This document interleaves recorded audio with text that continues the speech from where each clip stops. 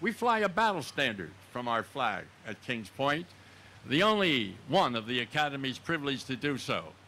And the unwritten story that you may not know anything about. When you graduate from the U.S. Maritime Service Academy, you first of all complete 3.5 years before you get your commission, and then you're sent to sea for 6 months, and then come back and receive your commission. But you see, in wartime, these young men, they were called cadets, mostly under 20 years of age, went to sea. 142 of them never came back. Now, my service, called the United States Maritime Service, U.S. Merchant Marine, is called the little-known service. There were 250,000 of us recruited. There are less than 1,500 of us alive today. And I say this to all veterans. Get an opportunity to know us and touch our flesh. We will not come this way too often again. 400 of us die every day. And this place is a hallowed sanctuary for what we feel and what we think. And we say nothing in this world can take that away from us. But now what's the other part of the story? The war ends in 1945. You heard I was 16 years of age, 4 days after that war ended. Still a child. We came home broken in heart and spirit.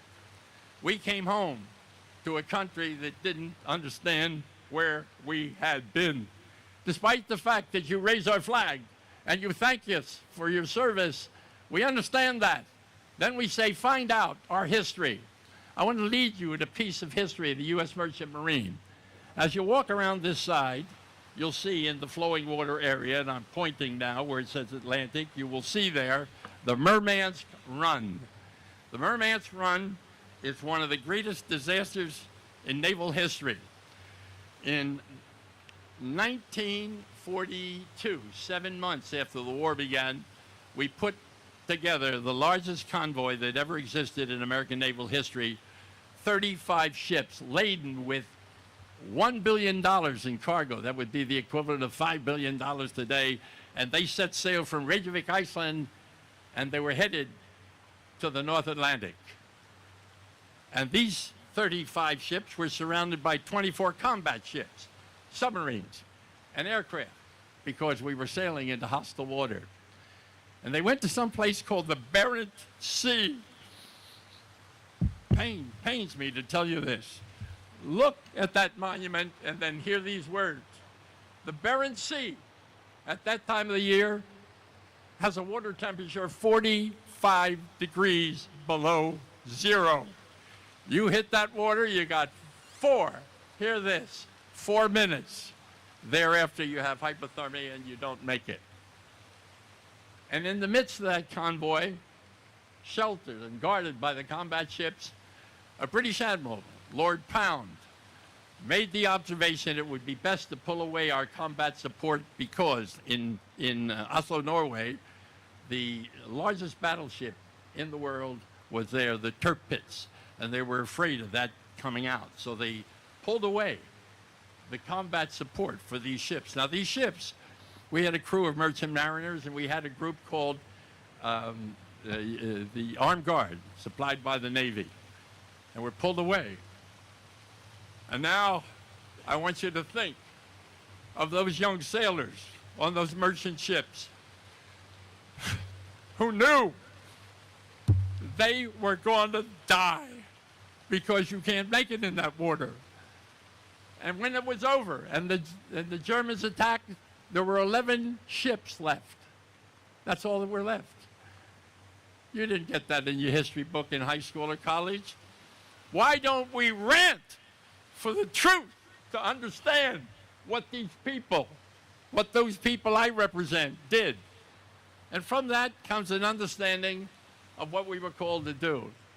Do you understand that when a plane took off to bomb Japan, that the head man, the head pilot, was probably 23 years of age, and they called him boss?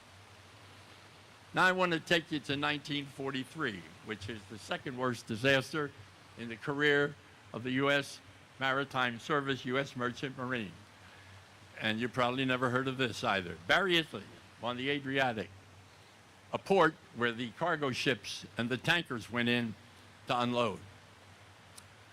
And on a day in June of 1943, 105 German attack Stukas flew in to that port, supported by 24 full-scale bombers flew into that port. Now, in that port were 30 ships. The harbor was so crowded that when a cargo ship is unloaded, here's the pier, here's the ship. But in this case, there were so many ships, they had to park what we call a thwart ship, side each other. And in the belly, in the cargo of one of those ships, was 100 tons of mustard gas bombs. You have to search far and wide to hear this, but it's a matter of common knowledge today, and no one on that ship knew that cargo. That cargo was requisitioned by General Montgomery, a British general, who felt that the Germans might someday exercise warfare by using chemicals. But the planes took that ship out. And when that ship was hit, it was tied up to two other ships. Now, we attended services one time where a man who was on the ship I'm naming right now, where he escaped. But the only reason he'd escaped, he had been on liberty that night, and when he came back, they didn't allow him into the port area. Because you see, when that ship got hit, it disintegrated. I don't mean it was bombed and sunk. It was disintegrated. Now, I'm telling you a story of that you may never hear, and I ask you to look it up. Barry, Italy, often called the Second Pearl Harbor or Little Pearl Harbor. 1,000 military, merchant seamen, and civilians died that one day, but that wasn't the end of it, because mustard gas is also implosive. And this great cloud surrounded the area of that harbor, and everyone who took a breath, everyone who inhaled the fumes of disaster. So we lost thousands. We lost thousands. We lost thousands. So I ask you today, and all you do to search our history, take the time to meet us, know us, and we thank you all for being here. And we ask you to remember just a couple things about us. There are just a few of us left. It ain't easy getting ready to come here. These people travel great distances to come here. To see a man that was in a prison camp, there's no way for you to know or understand what he was doing or what he was subjected to. And here is a gentleman over here was in 3 wars. He didn't give up after the first one. He went to the second and the third. And from these 3 wars, he takes a history. And where will our history be concerned? They don't teach it in your schools. They don't teach it in your university. And God bless me, I'm a Christian. They don't teach it in the churches either. But if you don't understand your history, you're doomed to repeat it. I want to share with you something, so it's not all gloom and doom. I hold in my hand the Congressional Gold Medal. This is the largest award that Congress can issue. And last week, on the 18th, I received this medal, as did some of my fellow World War II mariners. This medal says, we thank you. The people who gave it to us repeated, we are sorry it took so long. You see, when the war ended, my group was not in the GI Bill. We were left out. It was an accident. Everybody agreed that it was a mistake. That was 1945 when we found out we weren't in the GI Bill. And they rectified it in 1988. 43 years after the war ended, they gave us the GI Bill of Rights, which gave us the right to buy a house. I want you to think of it. I was 61 years of age, and I'm a youngster compared to some of these guys. But we take nothing away from that. We say, this is our country. We stood. Every one of these people stood and took an oath. And we took an oath to represent our country, to protect our country. And the Merchant Marines fought on 5 continents. Everywhere we fought, they were there. We delivered 15 million tons of war material to Europe.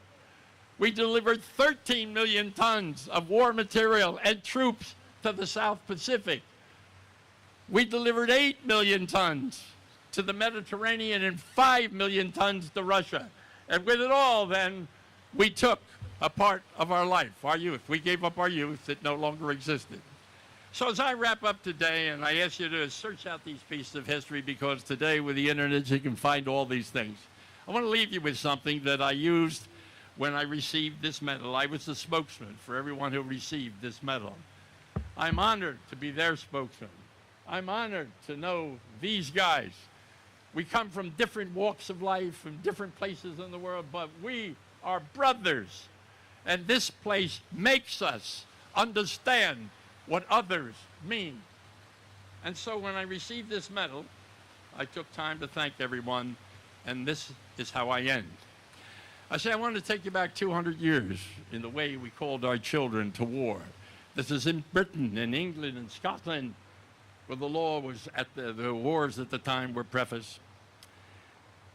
And the army came into the town and stood in the village square, and they played the bagpipes. They played a skirl on the bagpipes to draw attention to the fact that all men of military age were going to be conscripted on that day. And so there was a hymn written about it. It is called London Derriere. It appears in about 57 hymnals. Unfortunately, it's in Gaelic. But in 1910, a barrister in England created the words which I'm going to give you now, which open to a song called Danny Boy. And if you hear the frame of Danny Boy and the pentameter at which it is sung, it's a father saying goodbye to his child that he may never see again. And so it starts in the brogue, oh, Danny Boy, the pipes are calling from glen to glen and down the mountainside. The summer's gone and all the flowers are dying. 'Tis you must go, and I must bide. And that's the way we were sent to war. And then the day the war ends. And the day the war ended for me was August 15th, 1945. We were first called. We broke radio silence and told us. And they told me 4 days later, I would turn 17. I want you to think about what youngsters know and what they don't know. We are the youngsters that they talk about. And so as that song ends, there's a lamentation, a prayer. And now I have taken the liberty of paraphrasing the words. But here's my ending to you. But should I return when the guns of war have silenced and I am dead, as dead I well may be, please come and find the place where we are lying and kneel and say an Ave, a prayer for us. And we shall hear the soft tread above us, and on our tombs will soft and warmer be, if you're not fail to tell us that you honor us. Then we will sleep in peace for all eternity. And so when you're with others and they say, where were you today? Tell them about the World War II Memorial.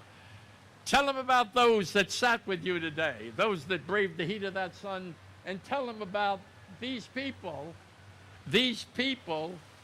who directly or indirectly gave solace and sanctuary. And then say to them, say to the people you meet, we gave up our yesterdays for their tomorrows. God bless you.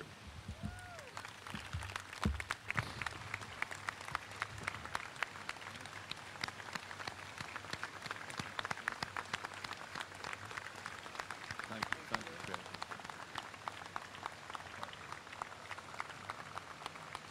Thank you all. And now the ceremony continues. Thank you, Mr. Yoho. Please remain seated while we prepare for the wreath-laying presentation at the Freedom Wall.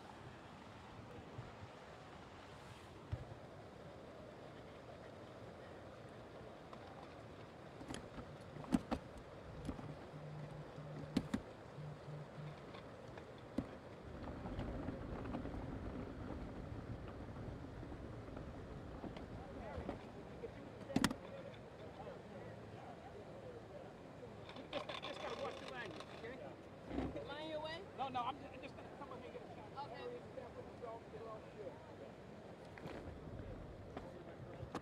Hey, don't tell her the Colonel story either. Check, check. Check, check, check.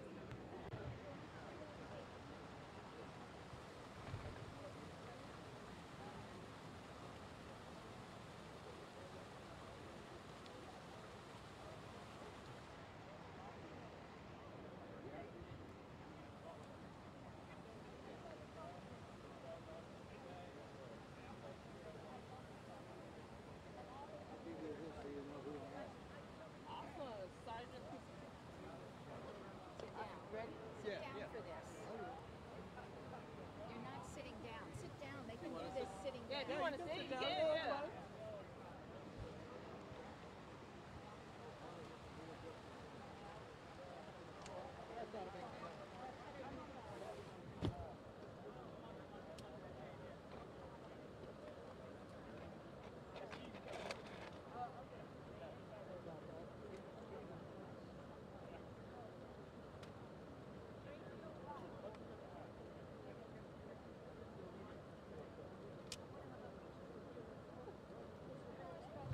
Harry, keep your hands off.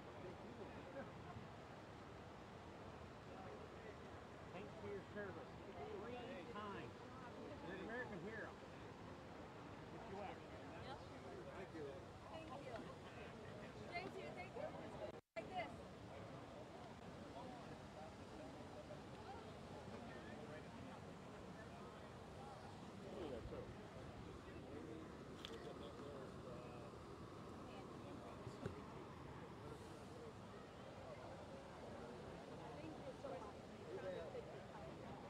Awesome, Mr. Miller. Just for our purposes back at the station, can you say and spell your first and last name, your rank, and where you served in? Your first and last name, your rank, and what you served Okay. in, Army and Air Force. Harry Miller is my name. I served in Europe during the war, in World War II. And my age, you said, what's the say, Poet? My age, I'll be 94 in a month.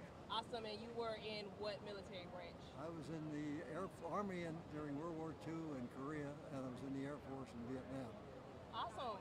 Talk about you did three different wars, right? Yeah. Talk about it if you don't mind. I'm a slow learner. You didn't learn the first time around? How old were you when you got into the service? I went in when I was 15, lied about my age, of course. Got overseas when I was 16 when the Battle of the Bulge started. When the war ended, I was not 17 yet, and for about 4 more months. My age was 2.5 months. Talk about why was it so important to join at 15 to lie about your age to fight in these wars?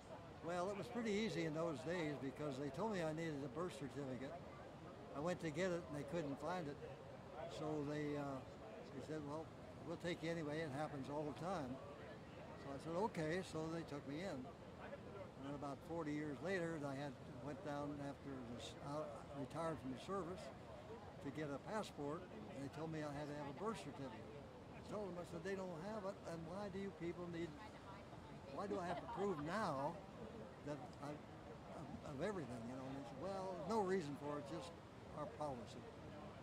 So they found it this time. Now it's on the computer. So they got it now.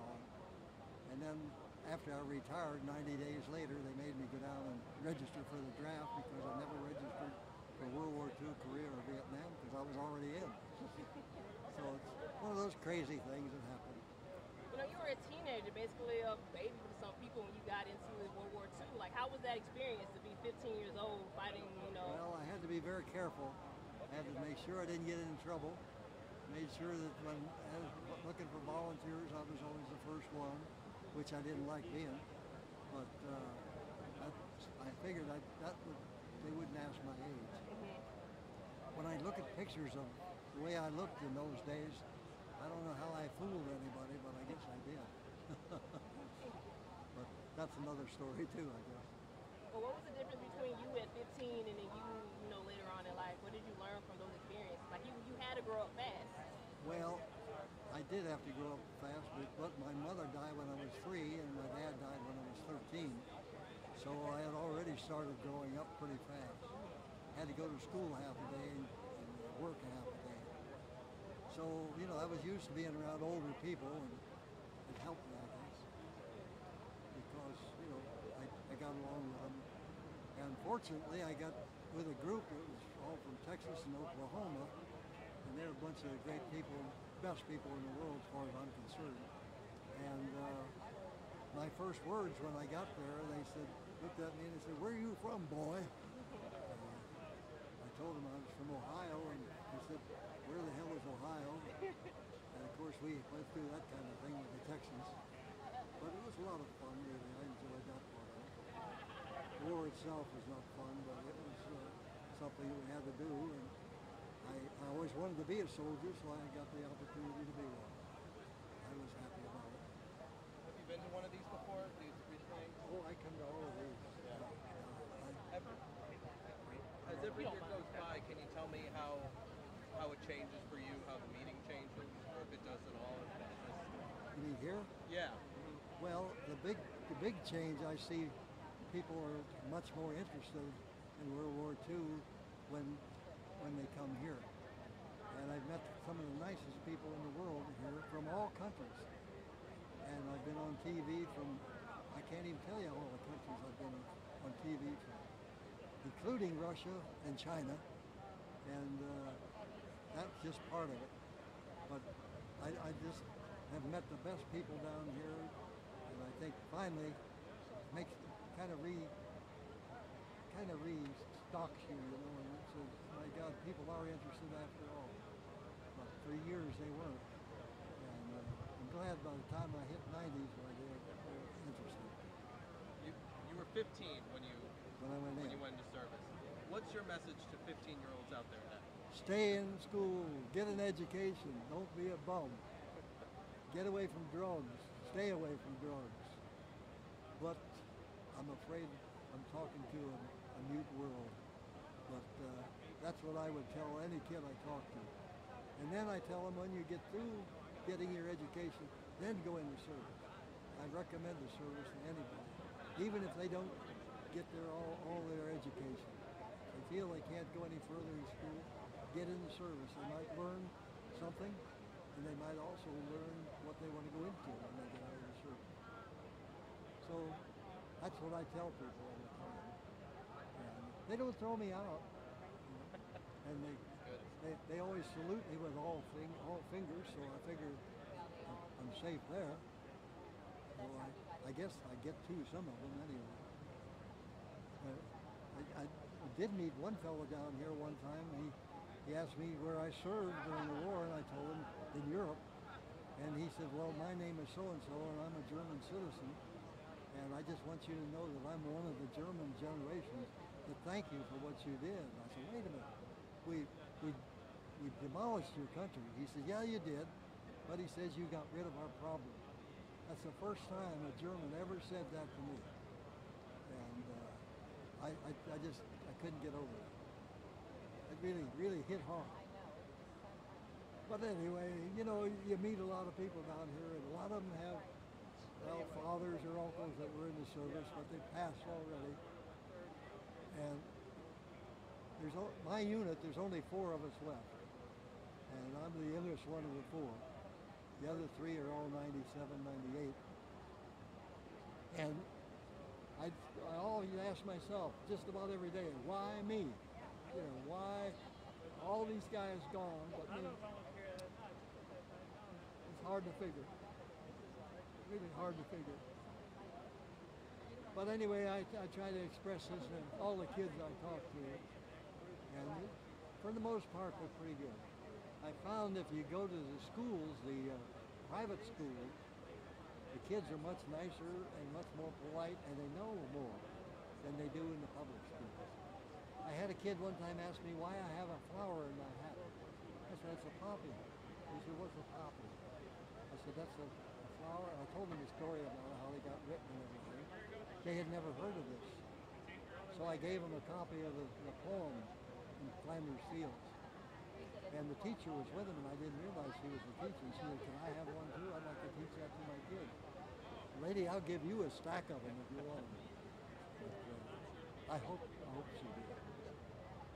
That's all you can do is just talk to people and hope that you're getting through to them. But you never know. Harry, thank you so much. Thank you very much. Who are you with? I'm with Fox 5, local Fox 5. Thank you. Are you still in Ohio?